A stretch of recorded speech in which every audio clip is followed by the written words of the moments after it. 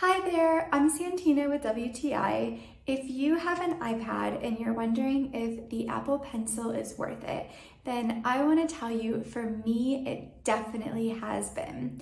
This is the Apple Pencil first generation, which works perfectly with my iPad mini 5th generation.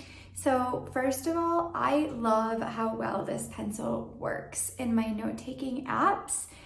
I feel like it really catches even the nuances of my handwriting, and on the screen it's very sensitive, so it feels comfortable taking notes, drawing, doodling, whatever I want to do with a regular pen. I feel like I can do it with this Apple Pencil.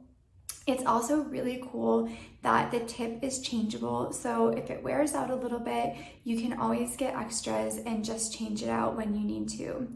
And it's easy to charge. You just take the little piece off the bottom and plug it into your iPad, and voila, you're charging, and it charges really fast. So you are good to go super quickly. Overall, I've been really happy with this, and that's my point of view.